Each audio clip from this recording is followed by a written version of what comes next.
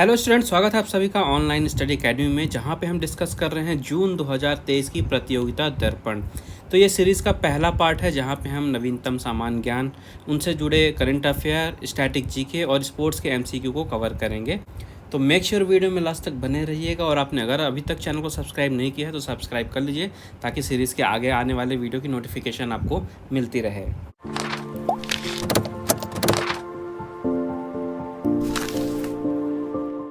तो सबसे पहले देखते हैं कुछ अपॉइंटमेंट। पहला क्वेश्चन है, हाल ही में उद्योग व्यापार जगत के संगठन एसोचैम के नए अध्यक्ष के रूप में किसने कार्यभार संभाला है?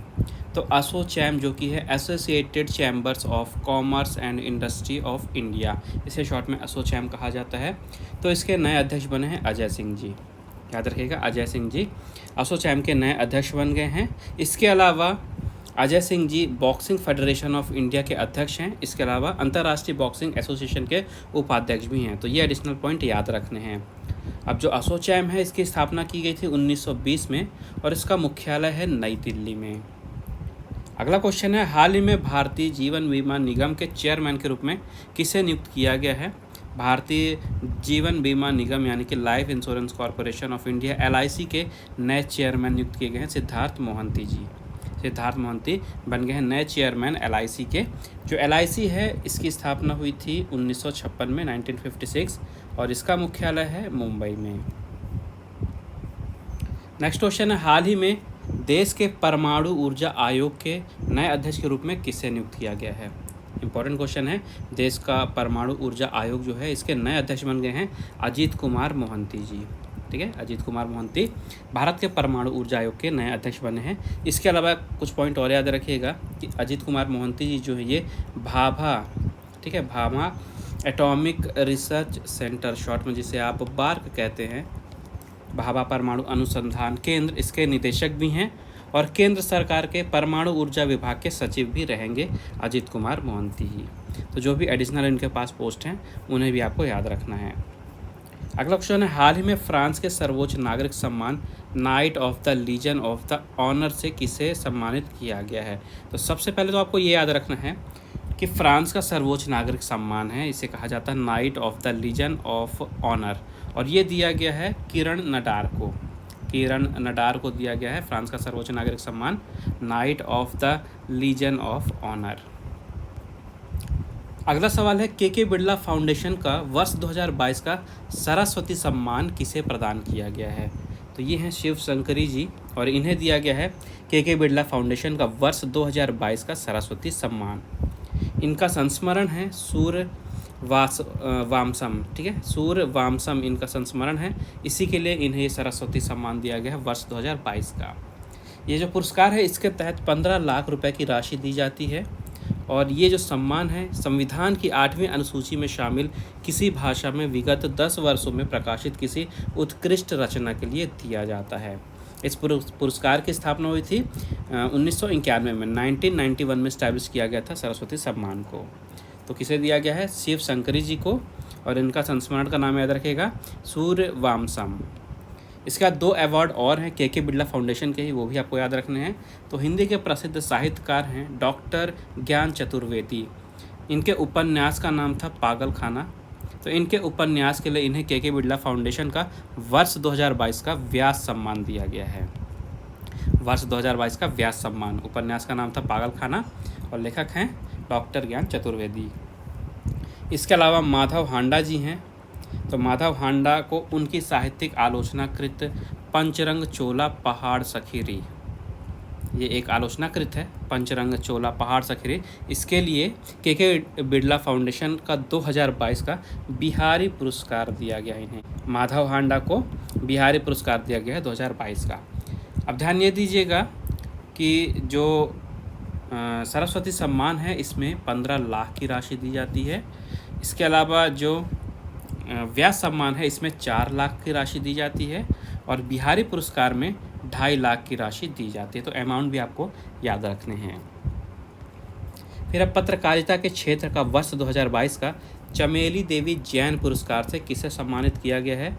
तो न्यूज़ मिनट्स की सह संस्थापक और प्रधान संपादक हैं धन्य राजेंद्रन, इन्हें दिया गया है 2022 का चमेली देवी जैन पुरस्कार। अब आपको ये भी याद रखना है कि जो चमेली देवी जैन पुरस्कार है ये पत्रकारिता क्षेत्र से संबंधित है और इन्हें वर्ष 2022 के लिए सम्मान दिया गया है।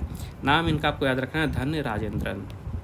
नेक्स्ट क्वेश्चन है महाराष्ट्र शासन के सर्वोच्च पुरस्कार महाराष्ट्र भूषण से हाल ही में किसे सम्मानित किया गया है? तो महाराष्ट्र भूषण ये महाराष्ट्र शासन का सर्वोच्च पुरस्कार है, ये याद रखिएगा। और इससे सम्मानित किया गया अभी हाल ही में अप्पा साहब धर्माधिकारी जी को। अप्पा साहब धर्माधिकारी जी को दिया गया महाराष्ट्र भूषण और इस पुरस्कार के तहत 25 लाख रुपए की राशि दी जाती है। नेक्स्ट है किस भारतीय खिलाड़ी को विजडन द्वारा 2022 का leading T20 cricketer of the world चुना गया है? तो क्रिकेट की बाइबल के नाम से जाना जाता है विजडन जो मैगज़ीन है, ये याद रखिएगा। पूछा जाता है कि किस पत्रिका को क्रिकेट का अलमानक या फिर क्रिकेट की बाइबल कहा जाता है, तो विजडन पत्रिका आपको याद रखना है।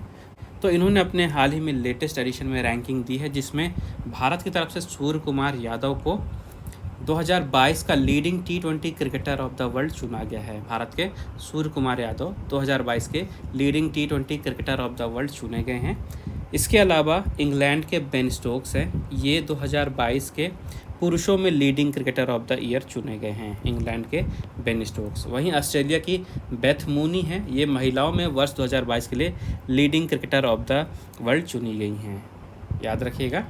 इंग्लैंड के Ben Stoke leading cricketer of the world बने हैं 2022 के लिए पुरुषों में, और महिलाओं में बेथ मूनी, और भारत की तरफ से Surya Kumar Yadav leading T20 cricketer of the world. फिर विजडन के वर्ष 2022 के शीर्ष 5 क्रिकेटरों के रूप में नामित होने वाली पहली भारतीय महिला खिलाड़ी कौन बनी हैं? तो देखिए जो विजडन है ये हर साल उत्कृष्ट प्रदर्शन करने वाले जो खिलाड़ी हैं इनको 5 सर्वश्रेष्ठ क्रिकेटरों को सेलेक्ट करती है।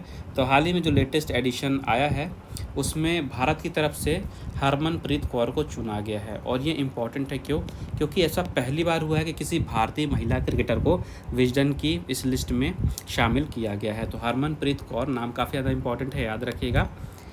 तो सबसे उत्कृष्ट प्रदर्शन करने के लिए जो ये सम्मान दिए जाते हैं, तो विजडन में अगर किसी क्रिकेटर का नाम आ जाता है तो सबसे उत्कृष्ट प्रदर्शन माना जाता है, सबसे प्राचीन सम्मान माना जाता है। इसकी शुरुआत हुई थी 1889 में, और एक इम्पॉर्टेंट पॉइंट याद रखिएगा कि एक बार ही इस लिस्ट में जगह मिलती है, मतलब ये सम्मान किसी भी खिलाड़ी को दोबारा नहीं दिया जाता है, और भारत से अब तक केवल 23 खिलाड़ियों को ये सम्मान मिला है। फिर अंतर्राष्ट्रीय सांख्यिकी पुरस्कार 2023 से किसे सम्मानित किया गया है?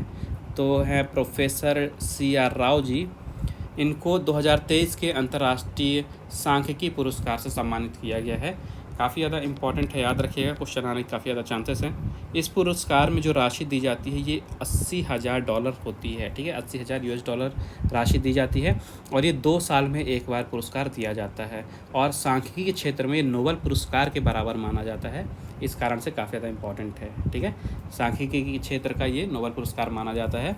अंतर्राष्ट्रीय सांख्यिकी पुरस्कार दिया गया है प्रोफेसर CR राव को। इसके अलावा ये भी आपको याद रखना है कि जो CR राव हैं इनको भारत सरकार ने 1963 में शांति स्वरूप भटनागर पुरस्कार दिया था 1963 में। इसका 1968 में पद्म भूषण और 2001 में पद्म विभूषण से भी इन्हें सम्मानित किया गया था। तो ये सारे फैक्ट आपको याद रखने हैं।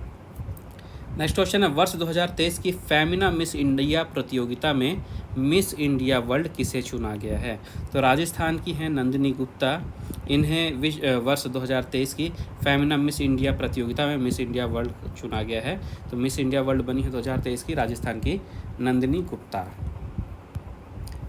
फिर है 68वें वार्षिक फिल्म फेयर पुरस्कारों में सर्वश्रेष्ठ फिल्म किसे चुना गया है? तो हाल ही में फिल्म फेयर पुरस्कार दिए गए, इस साल 68th एडिशन था, 68वां संस्करण था, और सर्वश्रेष्ठ फिल्म का अवार्ड गया है गंगूबाई काठियावाड़ी को, ठीक है, गंगूबाई काठियावाड़ी को सर्वश्रेष्ठ फिल्म का पुरस्कार दिया गया है। इसके साथ ही साथ कुछ और अवार्ड हैं आपको याद होने चाहिए।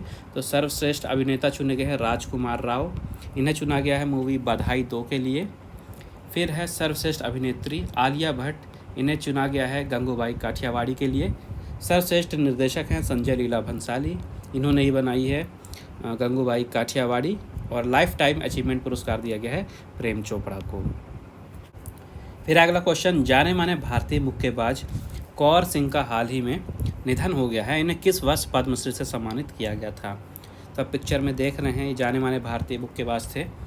इनका नाम था कौर सिंह। हाल ही में इनका निधन हो गया है। अपने लाइफ टाइम में इन्होंने काफ़ी ज़्यादा अचीवमेंट प्राप्त की थी। इन सब पे अभी नज़र डालेंगे, सारी इंपॉर्टेंट हैं। तो सबसे पहले जो क्वेश्चन में पूछा गया है कि इन्हें किस साल पद्मश्री से सम्मानित किया गया था, तो इसका आंसर है 1983। अब देखते हैं इनकी लाइफ से जुड़े कुछ फैक्ट। तो सबसे पहले 1971 में इन्हें भारत पाक युद्ध में बहादुरी के लिए सेना पदक से सम्मानित किया गया था। देखिए, अवार्ड का नाम भी याद रखिएगा और ईयर भी याद रखिएगा। 1971 में सेना पदक। फिर 1980 में मुंबई में एशियाई मुक्केबाजी चैंपियनशिप में इन्होंने स्वर्ण पदक जीता था। कब? 1980 में।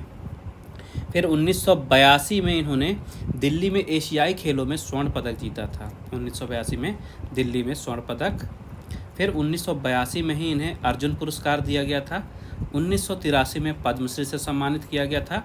और 1984 में लॉस एंजलिस ओलंपिक हुए थे, तो 1984 में इन्होंने भारत का प्रतिनिधित्व किया था।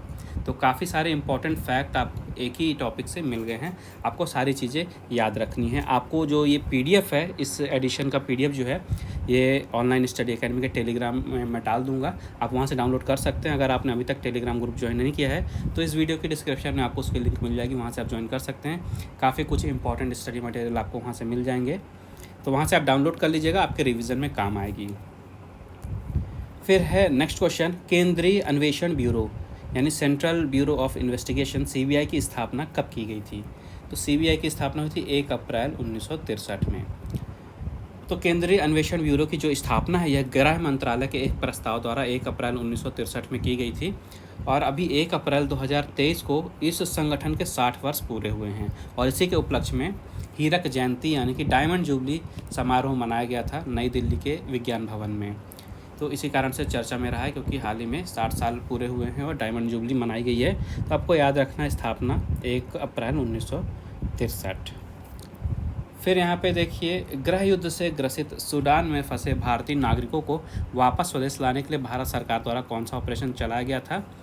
तो सूडान में गृह युद्ध चल रहा था और वहाँ पे काफ़ी सारे स्टूडेंट थे, भारतीय नागरिक थे, फंसे हुए थे। तो इनको भारत सुरक्षित वापस लाने के लिए भारत सरकार ने ऑपरेशन चलाया था कावेरी नाम का।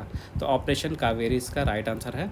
और लेटेस्ट न्यूज़ ये है कि जो मिशन है पूरी तरह से समाप्त हो चुका है, यानी कि जितने भी भारतीय नागरिक वहाँ फंसे हुए थे सबको वापस सुरक्षित भारत ले आया गया है।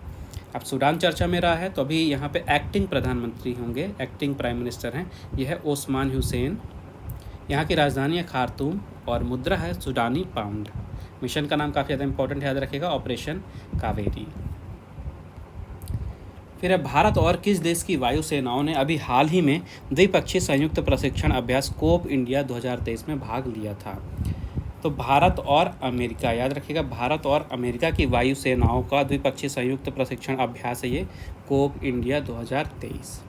यह भी हुआ था। और हुआ कहाँ था ये भी आपको याद रखना, ये हुआ था पश्चिम बंगाल में। हाल ही में ये पश्चिम बंगाल में संपन्न हुआ है।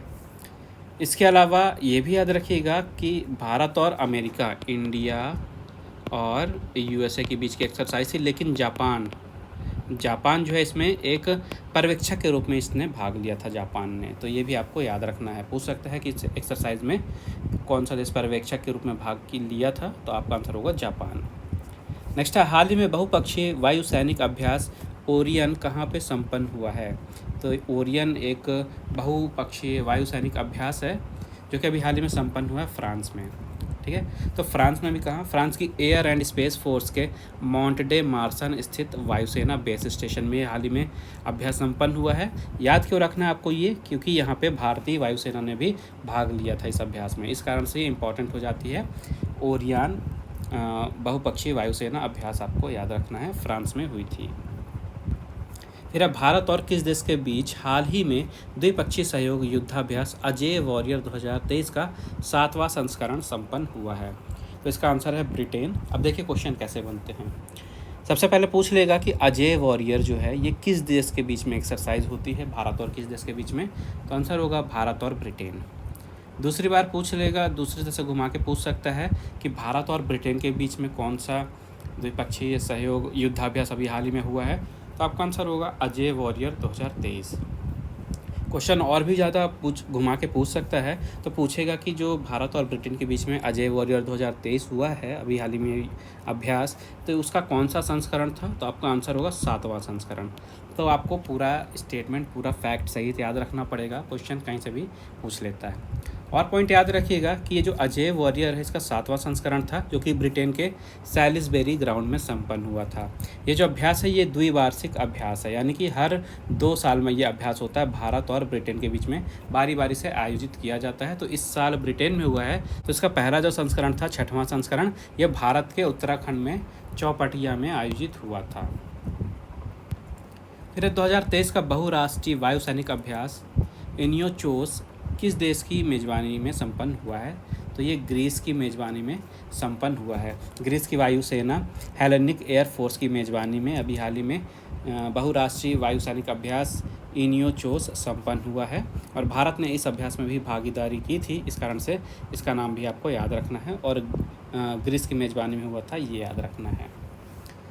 नेक्स्ट एक और इम्पॉर्टेंट क्वेश्चन है एक्सरसाइज से रिलेटेड। तो भारत और किस देश के बीच वार्षिक नौसैनिक अभ्यास स्लिनेक्स 2023 संपन्न हुआ है? तो नाम से ही आपको पता चल जाएगा, देखिए नाम है स्लिनेक्स, तो SL है श्रीलंका, IN है इंडिया, EX है exercise, Sri Lanka India exercise short में स्लिनेक्स कहा गया है। तो भारत और श्रीलंका के बीच में होता है हर साल ये वार्षिक नौसेना अभ्यास स्लिनेक्स, और 2023 का एडिशन अभी हाल ही में संपन्न हुआ है। कहाँ पे हुआ है? कोलंबो में, ठीक है, कोलंबो में अभी हाल ही में संपन्न हुआ है।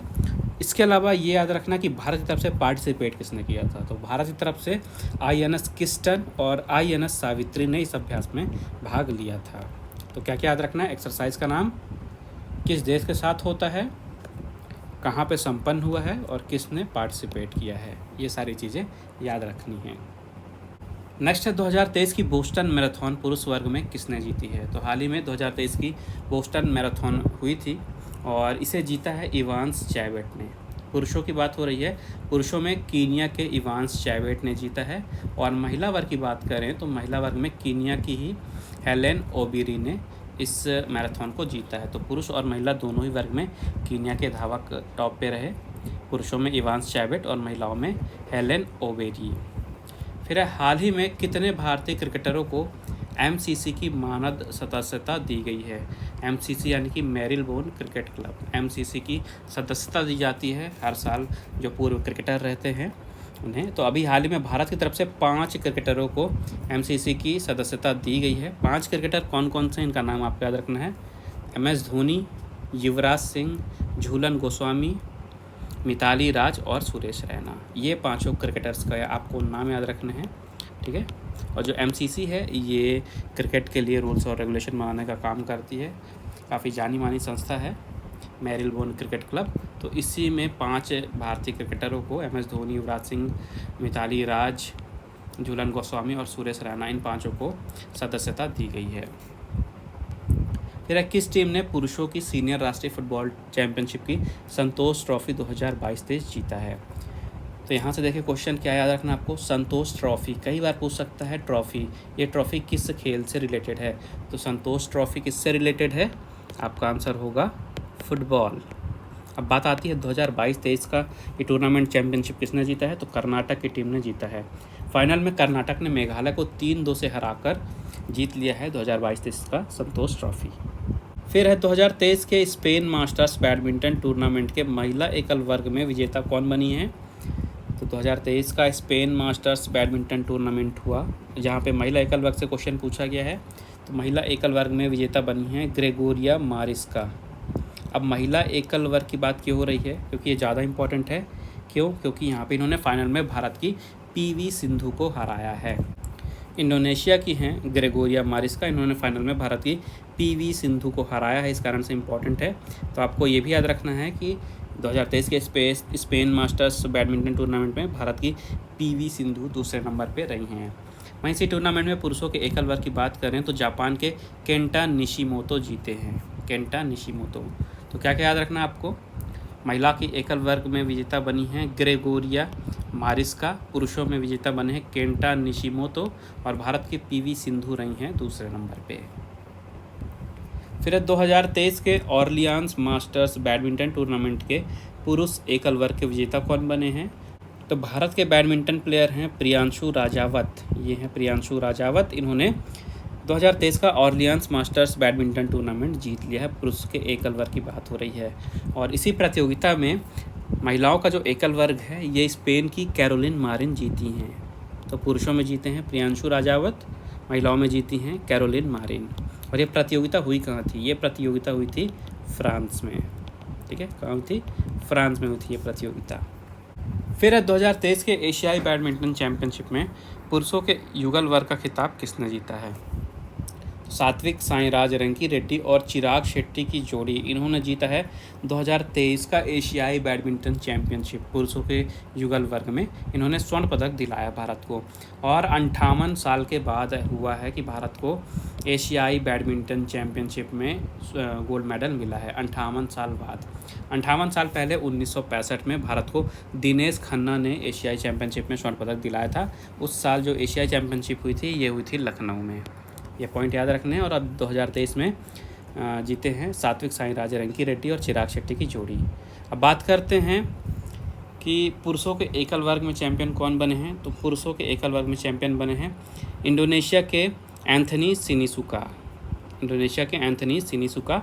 वहीं महिलाओं का एकल वर्ग जीता है दक्षिण कोरिया की आन से यंग ने। दक्षिण कोरिया की आन से यंग ने। अब सात्विक साईराज रंकी रेड्डी और चिराग शेट्टी, इनके बारे में एक और याद रखिएगा कि इन्होंने 2023 में स्विस ओपन में पुरुष युगल खिताब भी जीता है। ठीक है, 2023 में स्विस ओपन में पुरुष युगल खिताब भी इन्होंने जीता है। और अब इन्होंने 2023 का एशियाई बैडमिंटन चैंपियनशिप का पुरुषों का युगल वर्ग भी जीत लिया है। फिर जर्मनी में संपन्न 2023 के महिलाओं के Porsche tennis grand prix Stuttgart open का खिताब किसने जीता है? फिर से सुन लीजिए, महिलाओं का पोर्श टेनिस ग्रैंड प्रिक्स है, स्टटगार्ट ओपन भी जिसे कहा जाता है। तो ये महिलाओं का टेनिस का टूर्नामेंट है। तो क्वेश्चन में पूछा गया कि 2023 का संस्करण जो अभी हुआ है जर्मनी में हुआ था और इसमें जीती कौन है? तो इसमें जीती हैं पोलैंड की ईगा स्विएटेक। ठीक है, पोलैंड की ईगा स्विएटेक ने जीता है इस टूर्नामेंट को। इन्होंने फाइनल में बेलारूस की आर्याना सबालेंका को हराया है और ईगा स्विएटेक ने जीत लिया है जर्मनी में आयोजित 2023 का महिलाओं का स्टटगार्ट ओपन। नेक्स्ट है 2023 के Monte Carlo masters tennis tournament में पुरुषों का एकल वर्ग का खिताब किसने जीता है? तो ये जीते हैं आंद्रे रूबलेव। रूस के हैं ये, रूस के हैं आंद्रे रूबलेव। इन्होंने फाइनल में डेनमार्क के होल्गर रूने को हराकर जीत लिया है 2023 का Monte Carlo masters tennis tournament. फिर 2023 के मियामी ओपन टेनिस टूर्नामेंट में पुरुष एकल वर्ग का खिताब किसने जीता है? इसका आंसर है डेनिल मेदवेदेव। रूस के ही हैं डेनिल मेदवेदेव। इन्होंने फाइनल में इटली के जॉनिक सिनट को हराया है और 2023 का मियामी ओपन टेनिस टूर्नामेंट पुरुष एकल वर्ग में जीता है। वहीं महिलाओं की बात करते हैं तो महिला एकल वर्ग में कजाकिस्तान की एलेना रिवाकीना ने चेक गणराज्य की पेत्रा क्वितोवा को हराकर इस टूर्नामेंट को जीता है। तो पुरुषों में जीते हैं डेनिल मेदवेदेव रूस के और महिलाओं में जीती हैं कजाकिस्तान की एलेना रिवाकीना। नेक्स्ट क्वेश्चन है 2023 का पहला मास्टर्स गोल्फ अगस्टा मास्टर्स किसने जीता है? तो स्पेन के गोल्फर हैं जॉन राहम। इन्होंने जीता है 2023 का गोल्फ अगस्टा मास्टर्स। फिर ISSF विश्व कप 2023 में भारत पदक तालिका में किस स्थान पे रहा है? तो ISSF यानी कि इंटरनेशनल शूटिंग स्पोर्ट्स फेडरेशन, इन्होंने अभी हाल ही में भोपाल में आयोजित किया था राइफल पिस्टल का विश्व कप, जहां पे भारत को 1 स्वर्ण मिला, 1 रजत मिला और 5 कांस्य पदक मिले। तो टोटल भारत को 7 मेडल मिले और भारत 7 मेडलों के साथ पॉइंट टेबल पे दूसरे नंबर पे रहा था। पहले नंबर पे था चाइना को टोटल 12 मेडल मिले थे और भारत था दूसरे नंबर पे। इम्पॉर्टेंट ये है कि आपको याद रखना है क्योंकि ये राइफल पिस्टल विश्व कप था और हुआ कहाँ था? मध्य प्रदेश के राजधानी भोपाल में हुआ था। नेक्स्ट क्वेश्चन है हाल ही में शतरंज के नए विश्व चैंपियन कौन बने हैं? तो हाल ही में चीन के डिंग लिरेन, ठीक है, ये हैं डिंग लिरेन, ये शतरंज के नए विश्व चैंपियन बन गए हैं, चीन के हैं ये। आगे यहाँ पे 2 शॉर्ट फॉर्म दिए गए हैं, इनके बारे में देखते हैं। पहला है सेपा CEPA, जिसका फुल फॉर्म होता है कॉम्प्रिहेंसिव इकोनॉमिक पार्टनरशिप एग्रीमेंट। तो सेपा एक विपक्षी व्यापार एवं आर्थिक संबंधों के विस्तार के लिए भारत एवं संयुक्त अरब अमीरात के बीच हस्ताक्षरित समझौता है और ये लागू किया गया था पिछले साल। तो अभी हाल ही में मई 2023 में इसका 1 साल पूरा हो गया। मई 2023 में इसका 1 साल पूरा हो गया है, इस कारण से चर्चा में रहा है। इसका फुल फॉर्म आपको याद रखना है, कॉम्प्रिहेंसिव इकोनॉमिक पार्टनरशिप एग्रीमेंट, और भारत और UAE के बीच में ये एग्रीमेंट साइन किया गया था। फिर है उड़ान। उड़ान यानी कि उड़े देश का आम नागरिक। तो छोटे शहरों से भी जो आम आदमी हैं उनको क्षेत्रीय मार्गों पर सस्ती एवं लाभदायक हवाई यात्रा उपलब्ध कराने के लिए योजना शुरू की गई थी, उड़ान योजना। काफ़ी चर्चित थी, आपको पता भी होगा। ये जो योजना जो है ये 2016 में शुरू की गई थी, 2016 में। और इस योजना का 5वां चरण, ठीक है, 5वां चरण अभी अप्रैल 2023 में शुरू किया गया है, जिस कारण से चर्चा में रहा है। तो उड़ान स्कीम आपको याद रखनी है, इसका फुल फॉर्म याद रखना है, उड़े देश का आम नागरिक। फिर यहाँ पे कुछ इम्पॉर्टेंट पुस्तक हैं और उनके लेखक हैं, इन पे भी नज़र डालते हैं, याद रखिएगा। यहाँ से भी काफ़ी क्वेश्चन बनते हैं बुक और ऑथर से। पहली पुस्तक है होम कमिंग, ये लिखी गई है केट मॉर्टन के द्वारा। केट मॉर्टन, इन्होंने पुस्तक लिखी है होम कमिंग। फिर अगली पुस्तक है before we were innocent. Before we were innocent, इसकी लेखिका हैं एला बर्मन, ठीक है, एला बर्मन इन्होंने लिखी है before we were innocent. Next है हैप्पी प्लेस।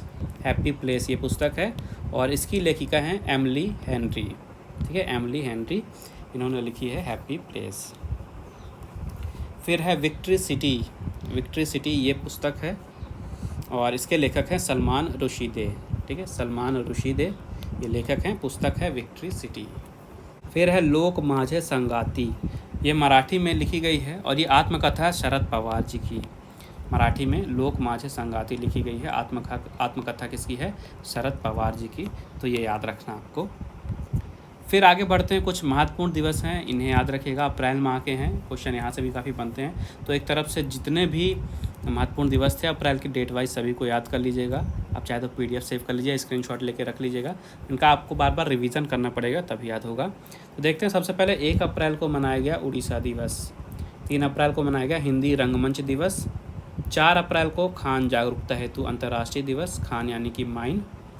फिर है 5 अप्रैल को नेशनल मैरीटाइम डे और समता दिवस। नेक्स्ट है 6 अप्रैल को मनाया गया भारतीय जनता पार्टी का स्थापना दिवस। इसके साथ ही साथ विकास एवं शांति के लिए अंतर्राष्ट्रीय खेल दिवस। फिर 7 अप्रैल को मनाया गया विश्व स्वास्थ्य दिवस। 10 अप्रैल को मनाया गया विश्व होम्योपैथी दिवस। 11 अप्रैल को मनाया गया राष्ट्रीय सुरक्षित मातृत्व दिवस। 14 अप्रैल को मनाया गया अंबेडकर जयंती और अग्निशमन सेवा दिवस। 14 से 20 अप्रैल तक चला अग्निशमन सप्ताह। फिर 15 अप्रैल को मनाया गया हिमाचल दिवस। 18 अप्रैल को मनाया गया विश्व विरासत दिवस। 21 अप्रैल को मनाया गया सिविल सर्विसेज डे। 22 अप्रैल को मनाया गया पृथ्वी दिवस और इसके साथ ही साथ विश्व पशु चिकित्सा दिवस। अभी जो विश्व पशु चिकित्सा दिवस है ये अप्रैल के चौथे शनिवार को मनाया जाता है और इस साल जो चौथा शनिवार है ये पड़ा है 22 अप्रैल को, इसलिए इस साल 22 अप्रैल को मनाया गया है विश्व पशु चिकित्सा दिवस। फिर है 23 अप्रैल को मनाया गया विश्व पुस्तक एवं कॉपीराइट दिवस। इसके साथ ही खोंगजाम दिवस। खोंगजाम दिवस जो है ये मणिपुर सरकार के द्वारा मनाया जाता है। फिर 24 अप्रैल को मनाया गया राष्ट्रीय पंचायती राज दिवस। 25 अप्रैल को मनाया गया विश्व मलेरिया दिवस। 26 अप्रैल को मनाया गया विश्व बौद्धिक संपदा अधिकार दिवस और 29 अप्रैल को मनाया गया अंतर्राष्ट्रीय नृत्य दिवस। तो आज के अंक में बस इतना ही। आई होप आपको वीडियो पसंद आई होगी। अगर आपको वीडियो यूज़फुल लगे तो प्लीज़ वीडियो को लाइक ज़रूर करिएगा, ज़्यादा से ज़्यादा शेयर कीजिए अपने दोस्तों के साथ और अगर आपने चैनल को सब्सक्राइब नहीं किया है तो सब्सक्राइब करके बेल आइकन दबा दीजिए, क्योंकि सीरीज़ का पहला ही पार्ट है ये। अभी आगे और भी पार्ट आएंगे जहाँ पर हम सार संग्रह, राष्ट्रीय अंतर्राष्ट्रीय घटनाक्रम, आर्थिक विश्लेषण सब कुछ आना बाकी है, तो और भी पार्ट्स आएंगे, तो उनकी नोटिफिकेशन आपको मिल जाए, इसलिए सब्सक्राइब करके बेल आइकन दबा दीजिएगा। इसके साथ ही साथ आप ऑनलाइन स्टडी अकेडमी को टेलीग्राम पर भी ज्वाइन कर सकते हैं, जहाँ पे आपको इसकी PDF मिल जाएगी और भी दूसरे जो इंपॉर्टेंट न्यूज़पेपर मैगजीन है उनकी PDF मिल जाएगी। डेली करंट अफेयर है, वोकैब है, GK है, जॉब अलर्ट्स है, सब कुछ एक ही प्लेस पे अवेलेबल है। तो इस वीडियो के डिस्क्रिप्शन में आपको उसकी लिंक मिल जाएगी टेलीग्राम की, आप वहाँ से ज्वाइन कर सकते हैं। बाकी मिलते हैं सीरीज़ के नेक्स्ट वीडियो में, तब तक के लिए take care and thank you guys.